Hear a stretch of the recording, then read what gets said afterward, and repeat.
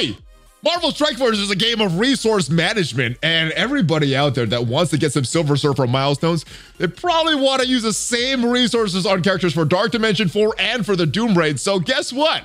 What? I'm going to break down my top 10 characters that had a lot of value in Dark Dimension 4 and are also giving me a lot of value in the Doom Raid so that you guys can put your resources in the right characters and get those tricky Silver Surfer milestones. So if you're ready to discuss it all, Tony, tell them what they can do. Get more resources. Oh yeah, well harder, guys. ValleyFlyin.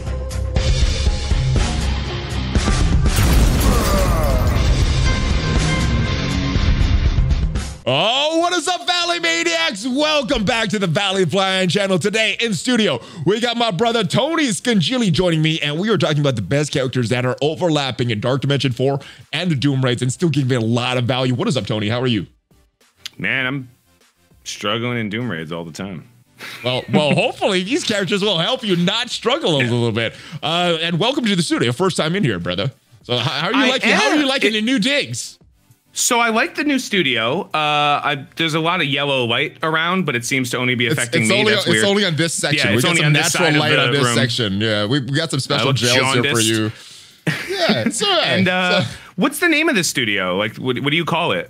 I've just called it the studio, so I guess we'll let you guys decide. What do you guys want to call this studio? Let me know in the comments. But without further ado, let's go to my roster in game right now, and I'll talk about some of the characters. Now, this is in no particular order, and these are the characters that gave me value in Dark Dimension. Now, there are a couple of characters that I did not take into Dark Dimension, but I know they're very valuable, and I probably would go and build them up again at this point. All right, so first character I want to talk about is this guy, Symbiote Spider-Man. I think this is an obvious choice for the city lanes in Dark Dimension. Obvious choice for the bio lanes, especially if they have full symbiote team for the bio lanes. What do you think of Symbiote Spider-Man and his value as far as double in Dark Dimension 4 and the Doom Raids? Thumbs up. Okay, yeah, like we're gonna be using Symbiote Spider-Man for the next 10 years. You know, like yes, he's that good. Yeah, so go harder in the milestones right now. Hopefully he stays in these orbs. We have talk of a new orb coming, a seasonal orb for this, but as many Symbiote Spider-Man shards as you can get, guys, get them. He's going to give you a lot of value and put the resources in. You could invest confidently in Symbiote Spider-Man. And I guess we'll stay with the city section here. I guess there's not much comment on Symbiote Spider-Man. What about this guy, ANTI-VENOM? I think the symbiotes were good before ANTI-VENOM and Scream came to the game. He took them to another level. They're dominating the raids because of him, and also the city lanes in Dark Dimension 4. What are your thoughts on ANTI-VENOM? Have you used them a lot in Dark Dimension and in the Doom Raids yet? Yes. So ANTI-VENOM is the second best symbiote for my money, and I think he's also the only other symbiote that stands alone, especially when you get closer to endgame content, where you could just use him, and he still is a fine character even without Symbiote Spider-Man. But I've never tried him on a non-symbiote. He's not bad. He's not the worst. You know, I like it. His special is always energy battering himself, so you get to use it right after you all the time to put an immunity on himself and just give himself some energy. He's not the worst character, but outside of that, like, he's the second best symbiote for my money. So if you only brought two symbiotes in and it was Symbiote Spider-Man and ANTI-VENOM, you'd be way better off than having neither, right? Yes. So yeah, both the case for both Dark Dimension and in a Doom Raids. Let's move on to the next character that's giving me a lot of value, actually in the legendary section right now in Dark Dimension 4 and in the tech section of the Doom Raids. Dr. Octopus, I know we talked a few weeks ago. This is your favorite character in the game. Anything else you want to add besides him being your favorite character? Where is he giving you value right now, and how much of an asset has he been into you in the Doom Raids, or for you in the Doom Raids? I don't think there's a single game mode where Doc Ock is not awesome. You know, I agree.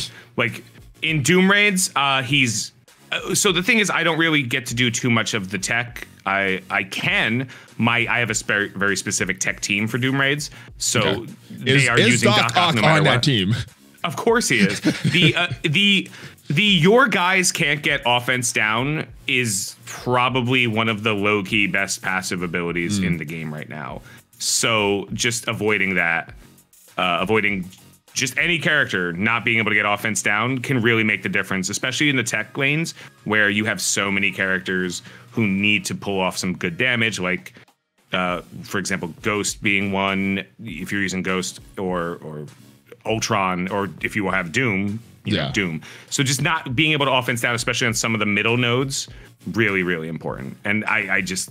He's one of the characters that like you should bring up to gear tier 15 because he's that good, and then the results will be you could use him everywhere and you won't regret it, kind of stuff.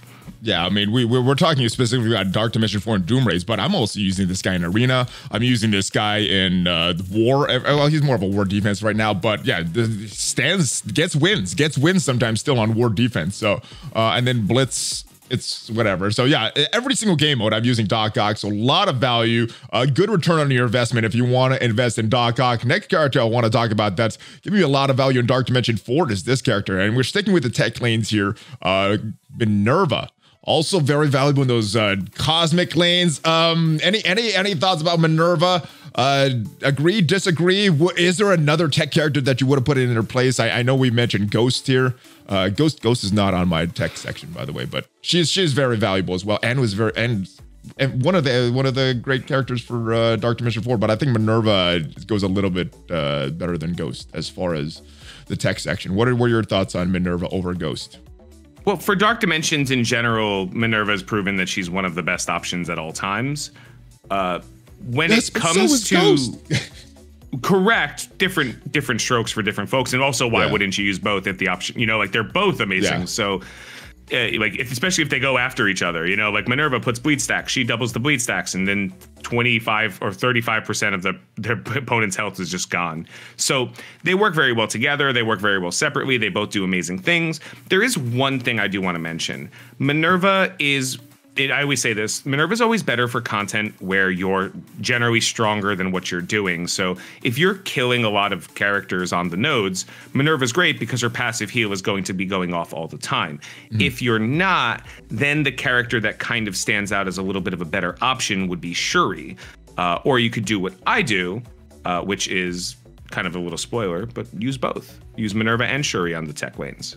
We'll talk about that. Shuri, definitely for the tech lanes. I just don't know if she's worth all that cost to get her into Dark Dimension 4. But Shuri for Dooms, yes. But yeah, the reason I got MINN-ERVA, the little nod over Ghost, is because she can revive someone, and in raids, especially in Doom raids, I think that's a little more important. Plus, she serves a little extra value in the Greeks as well, where you're not getting healing at that 4th difficulty. So MINN-ERVA got the nod over for me for Ghost. But yeah, if you could do both, and if this was an extended list and not just limited to 10 characters, Ghost would definitely be on this list because she serves, she's very valuable in both of them. All right, next character. I know not everybody took her into the legendary section of Dark Dimension 4, but I think if you're running the Doom raids now, I think you need that Axeman, or at least some portion of the Axeman. Jubilee.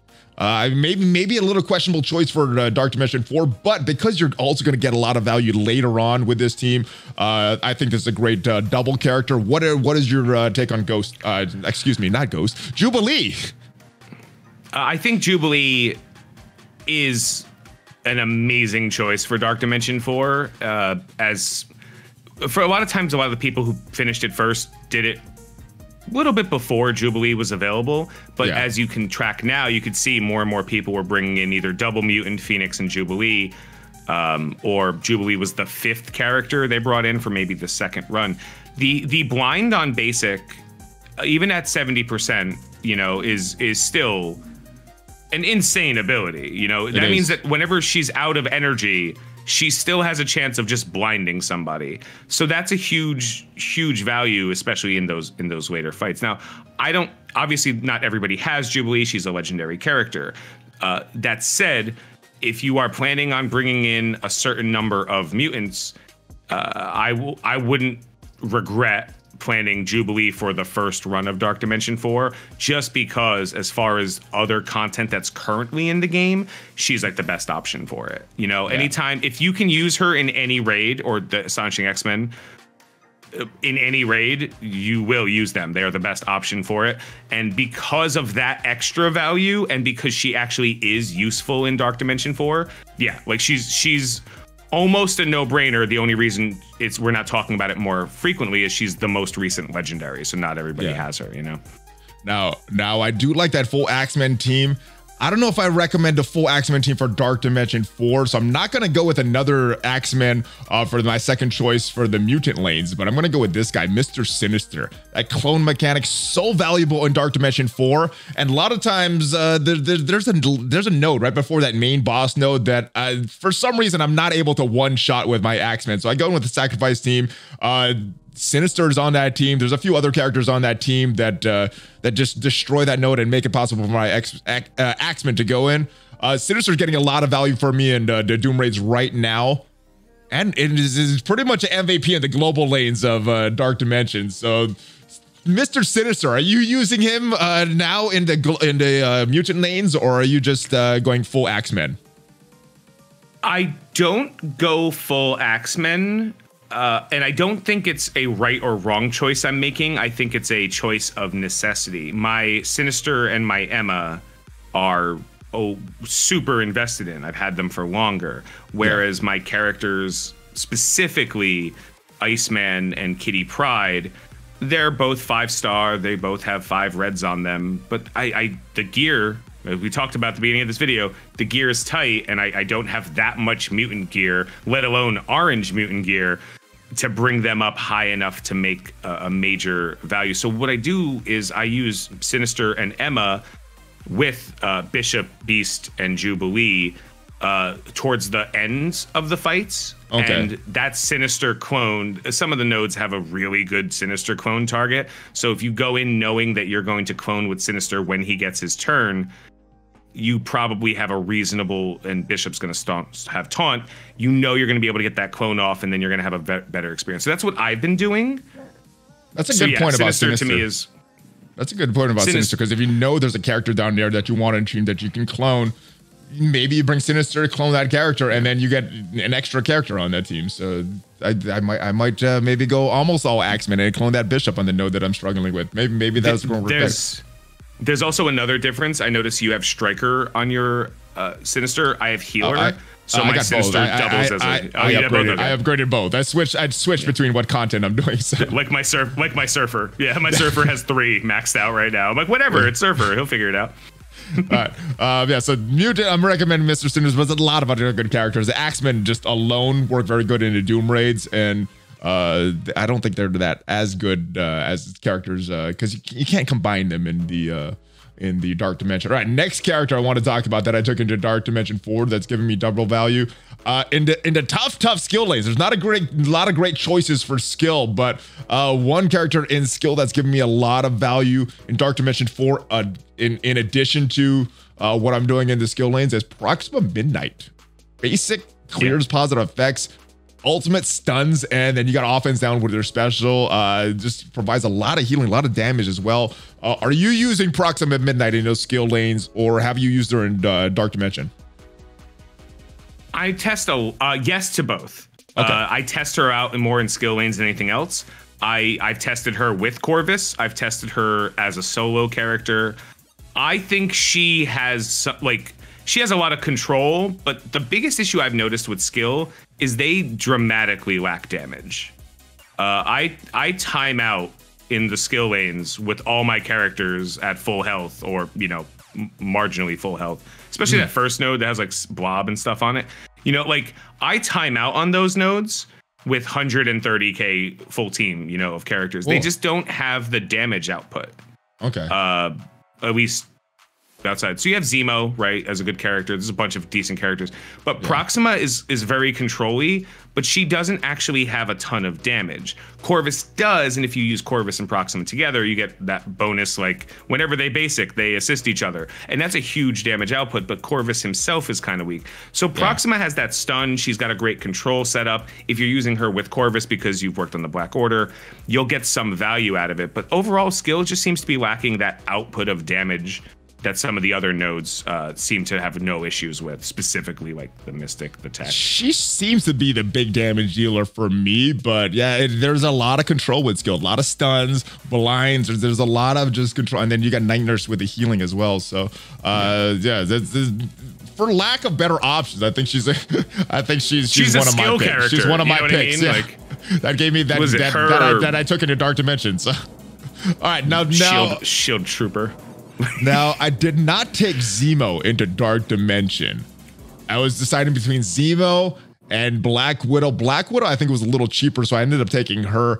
ZEMO, I think I'm using more. So I'm going to go with ZEMO, even though I didn't take him into Dark Dimension. I don't have first-hand experience with Dark Dimension, but from everybody else that's taken him, I know how valuable he is and what he does in that mode. And I'm also using him in Arena, using him in other game modes, so I think there's a little bit of leeway there. Hopefully. ZEMO, what are your thoughts on ZEMO? Have you taken him into Dark Dimension? So he was not a part of my initial global team for Dark Dimension. It took me a total of 3 days to beat through the global nodes, and that was 1 day for node 1, node 2, and the first part of node 3.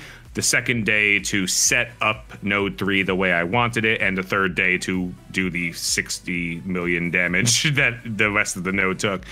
He was not part of that team. Was it mainly Sinister and Ghost doing all that stuff in global for Dark Dimension 4? Because that's who did it mainly for me. Yes, Sinister and Ghost are the carries. The other two characters just help them, and ZEMO does in fact help them a little bit more. So if you have patience, if you are just looking to go in with the highest experience, ZEMO is hands down one of the best skill characters in the game. And even though he won't survive that well, specifically on the last global node, when he takes his turn and starts removing the buffs that are spawning because people are getting, speed up or turn meter or whatever, or stealth maybe on a Miles, if you guys remember the node, or if you haven't yet, you will. So, when it comes to that, ZEMO is just great. He doesn't do much, but what he does is phenomenal. And even then, ignoring that Dark Dimension part, he'd need him. Like, he's so good in the skill raids that just for free damage. In the same way Thor used to be good because of free damage with the Asgardians. Yeah. ZEMO is just free damage. You could technically load the fight, have ZEMO do damage, leave, repeat. It's just like I haven't thought of that. I've done that. I've done that before. I've done that. I'm not gonna lie. I've done that on raid nodes before, where I spent a little bit more energy than I should just to have ZEMO go in and be like, boom, boom. Hey, sometimes you get way more energy than you have those heals. So sometimes that is a good strategy. But I think he kind of won by default, because the other characters that I think is very valuable for me in the Doom raids, I didn't also take in.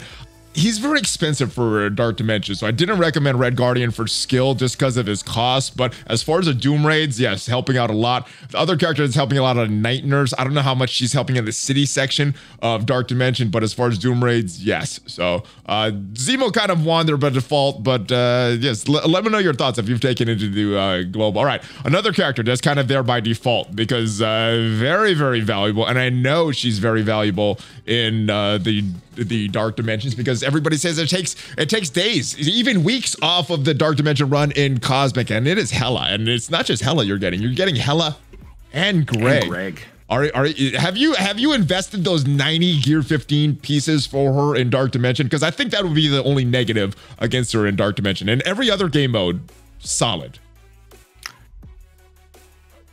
I'm just gonna say it.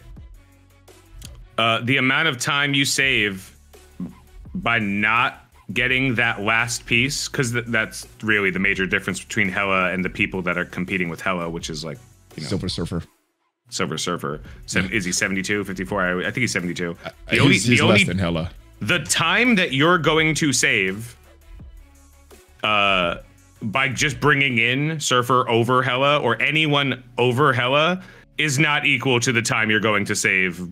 You're going to lose by not having Hela in Dark Dimension. Is it possible? Of course it is. Somewhere there are people that use Defenders to beat Dark Dimension 2. Thumbs up. All things are possible with the Lord. But ultimately it doesn't matter because Hela's just the best option. So when people say, but she's 90 materials, it's like, yeah, and she's worth every penny. She's worth every penny. On the other side, Red Guardian isn't worth any of it for Dark Dimension. That said, well, she's a very good option for the Mystic lanes, so you're getting a double dip in there. And while, of course, she has lost so much value being a year and 4-month-old character, she has not fallen anywhere nearly as dramatically. So if you don't want to bring Hela in, that's fine. Just accept the fact that you're adding about maybe a week's worth of play into that mode, assuming you're bringing in 4 people and one of them isn't Hela. That's it. And this is another character that gets a little nod over some others because I'm also using her in arena. So she's getting more value add for me there. So awesome. We're using her in arena. Spreading that double ability block from Silver Surfer. Very, very good. Check it out. It's fun. It's cool. Fun. Yeah. All right. We'll talk about it after. I just click auto. I don't even pay attention. Oh wait. Oh, but when you have Doom and Surfer, you just auto that thing. We got to talk after this. We got to talk about teams after this. All right. Last character for Mystic is Ebony Maw, also very valuable in the legendary sections of Dark Dimension 4. He is a legendary character, so not everybody might have him, but I'm assuming you're pretty close to getting him if you're trying to get into the Dark Dimension 4 and the Doom raids. How much value is he providing you in the Mystic section of Doom right now? Mystic is hard without Doom. Yes. So I can't really be honest. You know, I can't say like, he's great. Like, I don't know. I don't have Doom. Like, okay. So the Mystic nodes suck for me. Like, will they suck less with Doom? Maybe. Mystic is the worst one to do without Doom. You could do tech without Doom. You could use Ultron. It'll be fine. Yeah. Not the same, but it'll still be fine. Mystic, there are no good Mystic characters. Like, there's like 4. You know, and then there are the characters people say are good, but they're just okay, like Ghost Rider. You know, like you're not using Ghost Rider and Mystic. Like, don't do that. So right. So unless like, it's a sacrifice team or something. Yeah. Yeah. No one's questioning Maw for Dark Dimension. As a matter of fact, I feel like for DD4, if you don't have Maw, that should tell you like don't worry about DD4. Like, go get Maw. You have other things to work about. You know, like he's necessary. And the legendary nodes are hard even with Maw. So. You should get Maw. It's going to make it less hard. So, but like, you're going to use him because he still is one of the best characters in the game, with or without, the Black Order. But I can't really say like the Mystic. He's the best for the Mystic. I can't really say that because my Mystic sucks. So like, Mystic is what it is. I mean, I don't think we were supposed to have the tech and Mystic without Doom. So this relates though. This will help you get through Dark Dimension 4 to get Doom, and then Mystic and tech will be easier. All right, that is it for my 10. So what are we gonna do on your channel? You're gonna go and cover everybody else that I did not talk about in this video. Yeah, we'll do a little bit of covering some other options, but more importantly, I want to talk about like if you can't complete an entire team, what are options? Like just the ideas of teams for that. So we'll talk about a couple of characters that we didn't cover, and we'll talk about like the team comps you can start using for these, especially like I just mentioned, I don't use a full Astonishing X-Men, I use kind of a hybrid, and where the hybrids come up. And the bio one might shock you. Sounds fun. So give me a fist bump before you go, brother. And links to all of this. We could do a fist bump. There we go. Oh yeah, baby. Can we fist bump. You want to do this? Oh, look at that. Yes. All right. Tony's links will be down below. We're going to go over to his channel now and continue this discussion about Doom and Dark Dimension. Plus, check out some of the other links and check out the sponsors, guys. I will see you guys. Have a great weekend, Tony. It has been fun, but this conversation is not done. So I will see you guys later. Hog fist bump, ValleyFlyin and Tony. Oh, out. Have a great weekend, guys.